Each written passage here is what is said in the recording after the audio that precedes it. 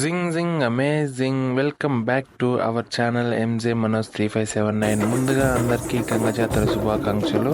మా వేరులో సోమవారం మొలకల పుణ్యం అయితే ఉంది, అందుకని మా వేరు జలుబు వస్తుంది. ఇవన్నీ అయిపోయిన తర్వాత ఇవైతే మొలక కుండలని అంటారు. పాతకాలంలో అయితే టెంకాయ చిప్పుల్లో అయితే మొలకలు అనేటివి కట్టేవారు అనమాట. ఇప్పుడైతే మనం ఈ మట్టి కుండల్లో కడుతున్నాం. ముందుగా వీటిని అయితే కడుక్కోవాలి. వీటిని శుభ్రంగా కడిగేసిన తర్వాత పసుపు కుంకుమతో అయితే బొట్లు పెట్టాలి. మేము మొత్తం 5 కుంపట్లకైతే మొలక అయితే పోస్తున్నాం. అన్ని వాటికి బొట్లు అయితే పెట్టేశాం. ఇంకా కింద ఏదైతే ఉందో బేస్మెంట్ లో వరిగడ్డి అయితే పెట్టాలి, ఎందుకంటే ఎరువు కింద పడిపోకుండా ఉంటుంది. అండ్ అలాగే రేపు మనం వాటరింగ్ చేసినప్పుడు వాటర్ కూడా ఫిల్టర్ అయి కింద వచ్చేస్తుంది.